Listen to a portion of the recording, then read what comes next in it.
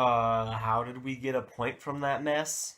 Oh, you better pray to your father, but Tyler Seguin for that gift. What is that now? 3 straight games we come back? That's pretty insane. Pretty insane to think how we blew it this time, am I right? Hush, we do not speak of that Eric Carlson breakaway. Hello guys, welcome back to DSFR, Game 66, Stars versus Senators, and of course, these Stars do not get the result that they probably should have gotten and probably needed.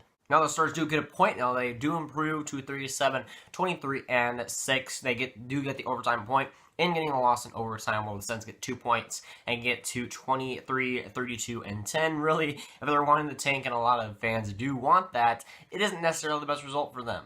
Now let's get into this very ridiculous and very weird game. Now early in the game, Burrows goes to the box, starting off well. It's always nice to see Burrows go off the ice and take a pretty leisurely penalty that really shouldn't have been called, but then the Stars do take advantage of it shortly. Now the Stars on the power play as a pass goes right to Seguin. He shoots, passes through basically the middle of the ice. It goes off of Ben Harper's skates and in the Ottawa Senators defenseman, and that's a pretty lucky break to get Seguin's 35th goal of the season and the score on the power play markers early in the game, and we go up 1-0 on a very, very fortunate break. Now, not a lot whole happens throughout the rest of the first period. The Senators end up getting around 12 shots through the first period, but a lot of them were low-quality chances, but Bishop was there for a lot of them. Now, a pretty big incident happened in the first period. Hamhuis was trying to block a shot. I think he did end up blocking it, but he stepped back while he was blocking the shot, so he just crumbles back, and of course Bishop is right there in the net. So Bishop Hamhuis just falls on Bishop, and Bishop kind of takes a weird, kind of awkward tumble there. Now, it didn't look really necessarily all that damaging at first, but of course when you see on the replay that he was kind of looking at his lower body there, and kind of in pain, you could see there's some serious problems there, that he kind of landed funky there. And of course, he did come back in the play. There was a little bit of a delay to see if he was going to come back. He did end up playing the rest of the first period, but of course, we go into the second period, and we find out that Carleton is in net, and he's going to play the rest of the game. So there was definitely some concerns there, some huge concerns there. Of course, having him out of the game and having Kari into the net was a little bit of a weakness, as we'll get into. Now, first we heard it was a lower body injury. Now, that raised some concerns, as Bishop has had some of those, lower body stuff in the past. I think it was that left leg that's kind of injured him a couple of times this season. It's never been anything major, but he's always had that little problems with his legs, with his just lower body in general. Another man, Sean Shapiro, on Twitter says that he'll be out at least a couple of games, Ben Bishop, which definitely concerns me, because then Carleton is going to have to play against Nashville. And of course, he played tonight, so he's going to have to play tomorrow against Nashville as well. It's going to be a lot of playing time for him.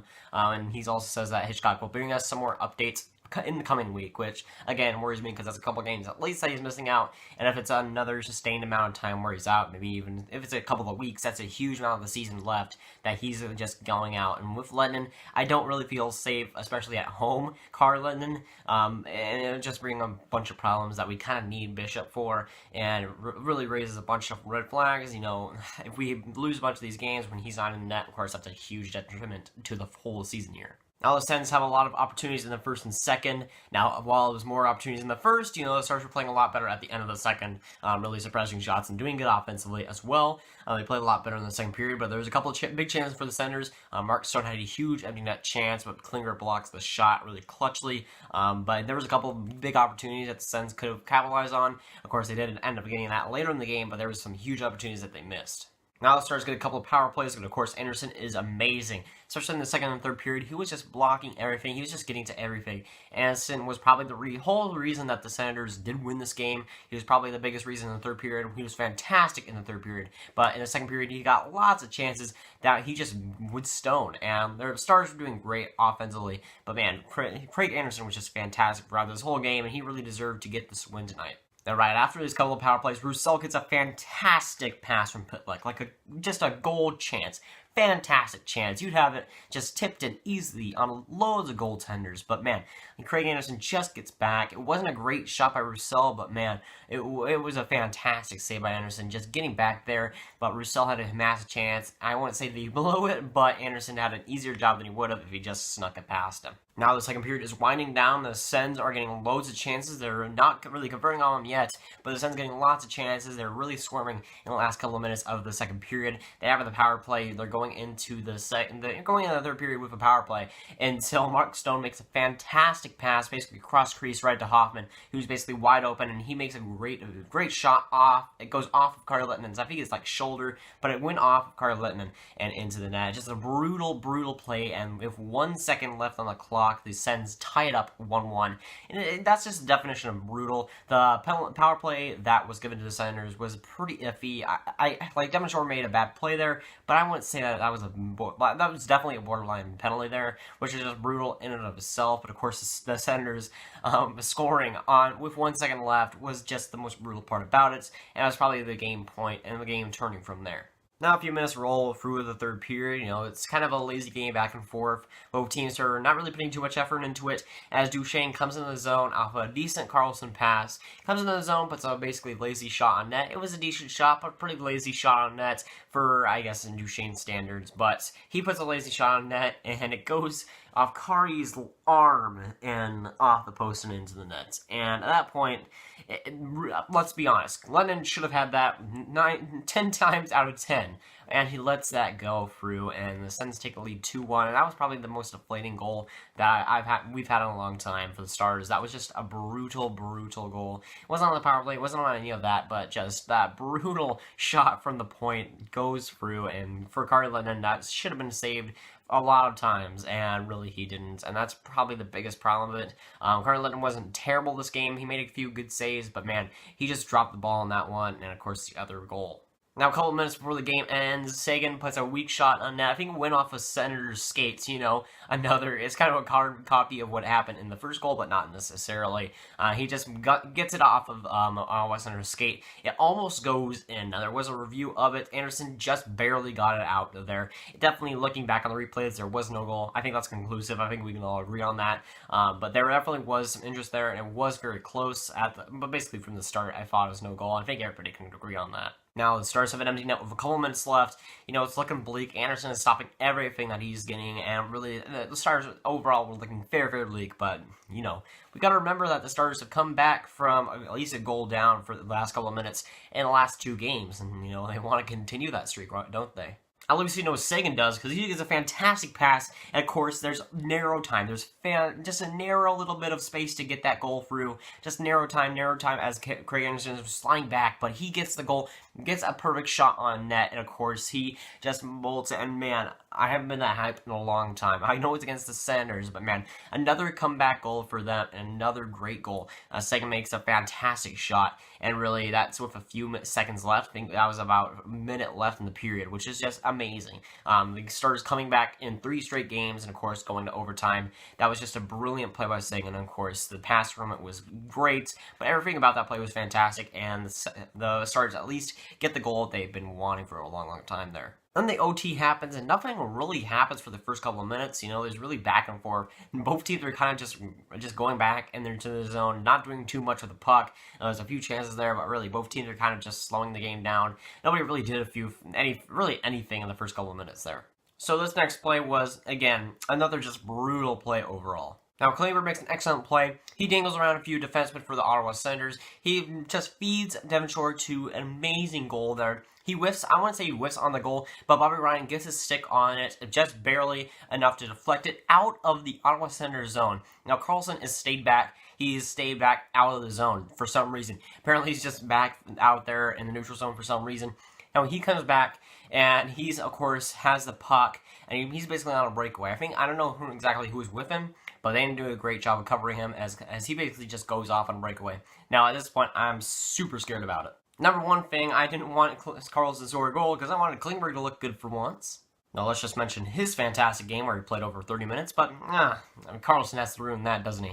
And Carlson goes on a breakaway, and of course, he scores on it. It was a decent move, but man, Lettinen just let his 5-hole go wide open, and a bad goal let in by Lennon, even though it was on the breakaway. That was easily stoppable, and he just lets Carlson score on there, and of course that's a dagger really for the Stars. As a pretty bad bounce off of Bobby Ryan's stick, goes right to Carlson, and of course he goes on the breakaway and scores. That was just a brutal play overall. Starts an amazing chance, and then they go right back and for Carlson to score. It was just unbelievable. Just, I wouldn't say it was depressing, but man, it was definitely deflating. Now, I wouldn't say that either team really played better than the other. It was definitely a neck-and-neck game throughout the whole thing. It was a game of inconsistencies. The Senators would have great runs, and the Stars would have great runs, and the Senators would have great runs, and then the Stars would have great runs. And then really it was a back-and-forth game. Both one team would be great for a few minutes, and the other would be great for another few minutes. It really was an inconsistent game, but I'd say overall both teams were really neck-and-neck throughout the whole just overall process. And I can't really say who was better. And for the Stars to be neck-and-neck with the Ottawa Senators in terms of effort and play style, I don't really think that's a good thing for them to come out of. And even though they did get the point, which I'm pretty thankful of looking back on it, it's just I can't look at the effort level. And on the first game of a back-to-back, really, again, when you're going to go against the Predators next day, I just can't think that it was a really good effort here. That really should have showed up. You know, maybe they're resting themselves. I don't know what's really happening there. But there's a few key players out of there that they may want to rest out. But seriously, I like this effort level on the first game of back-to-back just wasn't there. But really, in all honesty, for the Stars to come out of a point in this game, it was really lucky on their part. It was a great second shot that really pulled them to the point today. And Carlin didn't have the greatest game, but I really am sure of it. If Bishop was in net, it would have been a different story here. Bishop is fantastic at home. Carlin is really not so. So I think that Bishop, of course, would have stopped that Duchesne shot. A lot of other stuff would have happened that, well, we can't really judge. But I think that Bishop, if he was in net, would have been a much different game there. Of course, facing Nashville tomorrow, I'm just going to say this right now, I do not expect one bit to get, I'd say a point from that game would be nice. It would be probably the best result that I can really hope for, but to get a win, I just don't think it's going to happen. I mean, the Nashville Predators have been, I think they're on an 8-game winning streak right now, and for the Stars to beat that, it was going to be a tough challenge, but hey, I mean, the streaks had to be broken sometimes, so maybe the Stars can do it. Maybe. And of course, more sappy news as the Stars announced on their Twitter page that Rakpexa and Lindell will not go on the trip to Nashville, which is just going to be even more brutal. You know, Nashville Predators at home, not having Faxa or Lindell. There's really no chance that I see the Stars winning against Nashville. I mean, maybe they can come back like I guess the Senators did against us today, but I just don't see it happening. It's everything, all odds are really against the Stars right now to go and win against Nashville at home. I just don't think it's going to really happen, but maybe, I mean, anything could really happen, right? But really, the Stars got beaten by Craig Anderson and really not the Ottawa Senators. Craig Anderson was really on his game.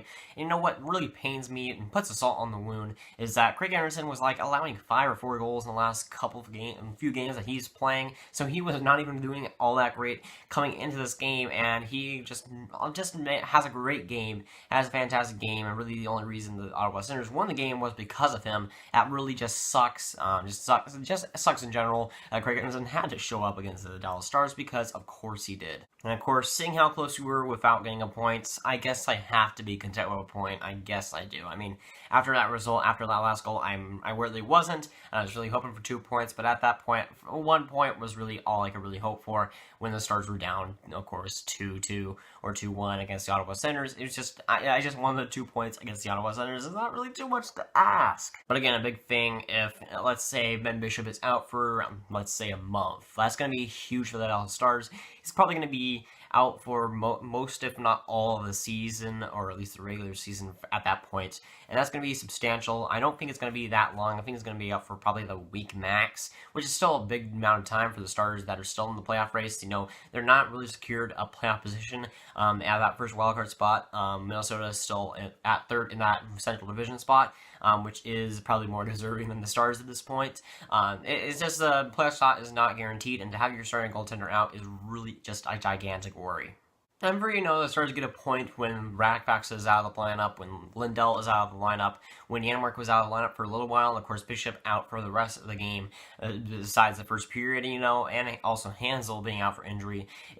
I'd say it's good, you know, against the Ottawa Senators, of course, you want 2 points, but even with all those injuries, those are substantial. Of course, Lindell is a good top 4 guy, and Rakfax is probably the future second liner for the Dallas Stars, and for that, just with those guys out, is going to be pretty much a big hurt for the Stars, and of course going up into Nashville. I think it's still decent to get the point. To still only get the point, I think it's fine. Of course, you never want to lose to the Ottawa Senators, but at least the goalie on the Ottawa Senators was standing on his head, and it wasn't a lazy effort that the Stars didn't. They were still playing well, but of course, Craig Anderson was really stopping almost everything. And well, on that note, I'm going to end it for today, because, well, I want some sleep. That's going to, guys. Like, subscribe, do not ring that bell if you haven't. Tell me down below what you thought of the game, and I'll see you guys later. Goodbye.